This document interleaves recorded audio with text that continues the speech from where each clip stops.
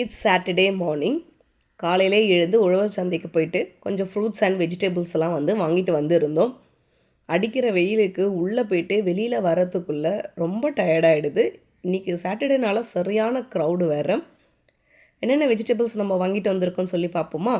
கொஞ்சம் சின்ன வெங்காயம், வாழைக்காய், சொரக்காய், பீட்ரூட்டு, உருளைக்கிழங்கு எல்லாமே வாங்கிட்டு வந்திருந்தோம். நெக்ஸ்ட்டு ஸ்வீட் கார்ன் வாங்கியிருந்தோம். ஸ்வீட் கார்ன் பார்த்திங்கன்னா பாப்பாவுக்கு ரொம்ப ஃபேவரெட்டு.